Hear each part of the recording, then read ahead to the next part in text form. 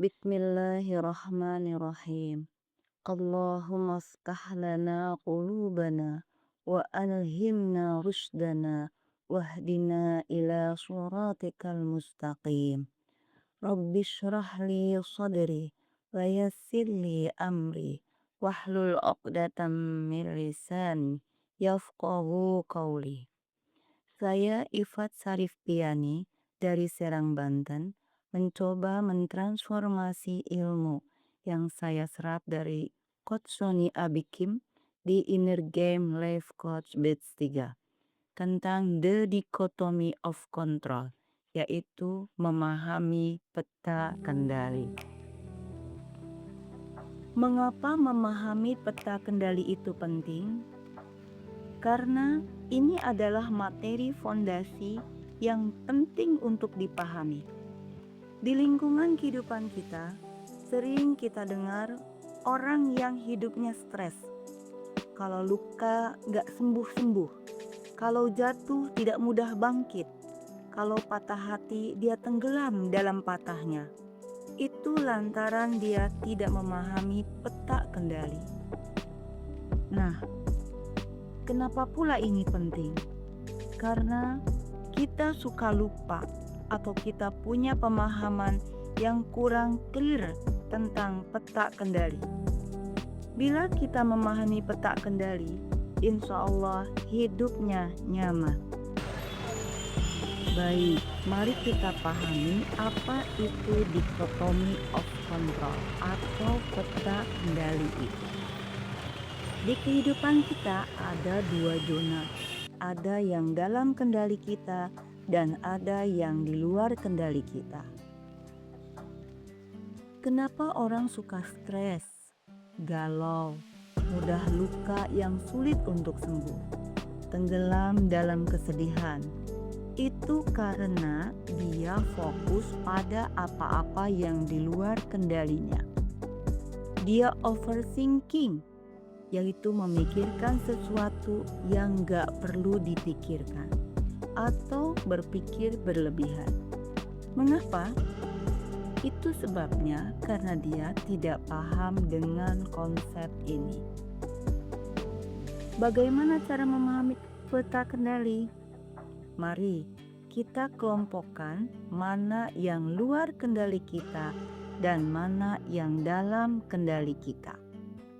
Kita masuk ke contoh saja.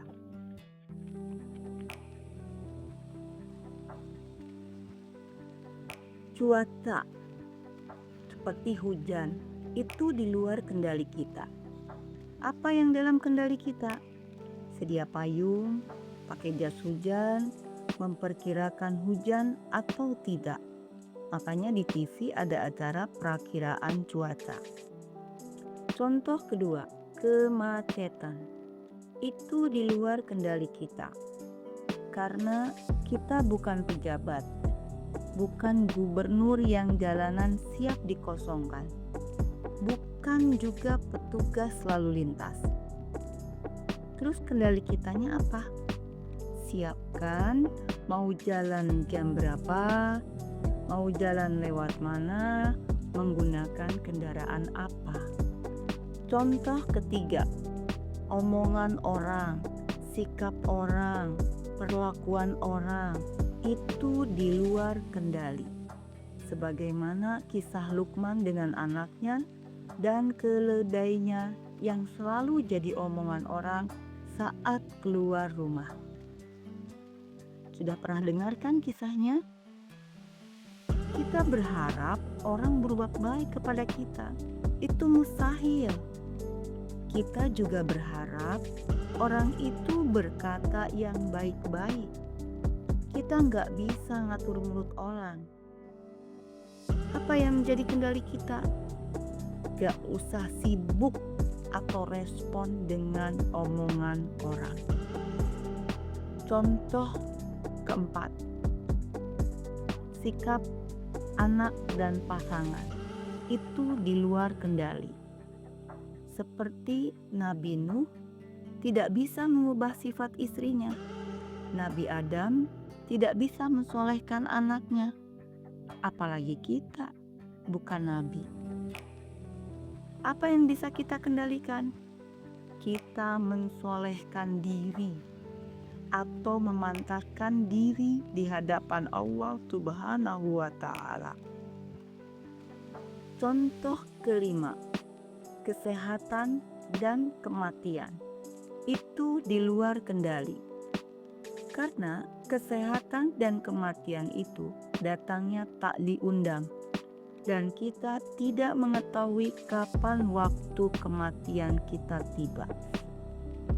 Apa yang bisa kita kendalikan? Jaga pola hidup, olahraga, jaga kesehatan, dan menyiapkan amal baik untuk bekal akhirat. Contoh keenam, masa lalu.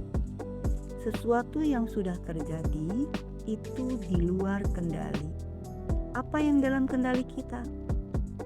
Kita mengambil pelajaran, mengambil hikmah dari apa yang sudah terjadi. Apa yang bisa saya perbaiki dengan keadaan ini? Makanya orang yang paling menderita adalah orang yang menerapi apa yang sudah terjadi. Biasanya suka ngomong seandainya. Contoh, saat bepergian ada persimpangan jalan. Keduanya bisa dilalui untuk mencapai tujuan. Kita memilih salah satu jalan. Saat kita melalui jalan tersebut, ada insiden kecelakaan, sehingga membuat jalan macet. Nah, kecelakaan dan macet itu di luar kendali kita. Kita nggak boleh ngomong, seandainya kita nggak jalan ini, seandainya nggak belok sini, pasti sudah sampai tujuan. Nah, bicara seandainya itu peluang pintu masuknya setan. Bila sudah terjadi, ucapkan qadarullah wa ma syaa. Contoh ketujuh, masa depan. Masa depan itu di luar kendali kita. Apa yang dalam kendali kita? Merencanakan yang baik, berikhtiar, mengusahakan itu yang terbaik. Jangan mengatasnamakan tawakal, kita diam saja. Tapi kita harus bergerak, berusaha yang terbaik, punya rencana yang baik. Nah, perkara hasil itu dalam genggaman Allah. Kita serahkan hasilnya kepada Allah Subhanahu wa Ta'ala. Orang-orang yang beriman, dia yakin semua terjadi atas izin Allah. Bila dia berhasil, maka dia akan bersyukur. Dan bila tidak berhasil, itu di luar kendalinya. Dia akan meyakini bahwa semua telah terukur. Semua baik dari Allah. Semua bisa menjadi pahala berhadiah surga. Semua kepahitan bisa menghapus dosa. Sebagaimana firman Allah dalam Quran surat Ar-Ra'd ayat 11. A'udzu billahi minasyaitonir rajim. Bismillahirrahmanirrahim. Innallaha la yughayyiru ma biqaumin hatta yughayyiru ma bi anfusihim. Sesungguhnya Allah tidak merubah keadaan sesuatu kaum sehingga mereka merubah keadaan yang ada pada diri mereka sendiri. Ketetapan Allah itu ada yang dalam kendali kita dan ada yang di luar kendali kita. Apa-apa yang ada dalam kendali kita itu free will. Kita bebas untuk memilih respon, baik itu pikiran, perasaan, ucapan, ataupun tindakan. Dan itu ada hisabnya, seperti kita berbohong, kita menipu, kita membenci sifat orang, kita memukul orang, apa yang kita lakukan itu ada hisabnya. Sedangkan apa yang di luar kendali kita itu tidak dihisab. Itu qada dan qadar Allah. Seperti dibohongi, ditipu, dibenci, dipukul, itu di luar kendali. Kita tidak minta dibohongi, kita tidak minta ditipu, kita tidak minta dibenci, dan kita tidak minta dipukul. Itu datang di luar kendali kita. Tapi ingat, itu semua tidak berbahaya sama sekali bagi kita di akhirat. Karena kita tidak dihisab. Yang berbahaya adalah orang yang melakukan pembohongan, penipuan, pembencian, pemukulan tersebut. Nah, dialah yang dihisab. Dalam peta kendali, kita harus bisa berdamai untuk sesuatu yang tidak bisa diubah. Berani mengubah sesuatu yang memang bisa diubah. Bijaksana membedakan di antara keduanya. Sesuatu yang bisa diubah, ubahlah dengan sepenuh hati. Tetapi sesuatu yang tidak bisa diubah, terimalah dengan sepenuh hati. Di luar kendali kita, serahkan sepenuhnya kepada Allah. Mari kita berdoa untuk kedamaian hati kita. Pejamkan mata, peluk diri kita. Ya Allah, apapun yang di luar kendaliku, apapun yang tidak dapat aku ubah, apapun yang aku alami, apapun yang aku dapatkan, lapangkanlah hatiku, tenangkanlah jiwaku, damaikanlah pikiranku.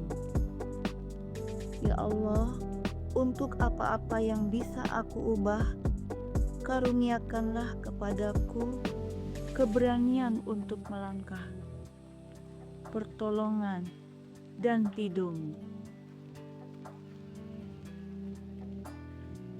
Sekian dari saya, terima kasih. Semoga bermanfaat bagi diri saya khususnya dan bagi sahabat-sahabat muslim dan muslimah yang mendengarkan video ini sampai tuntas. Wassalamualaikum warahmatullahi wabarakatuh.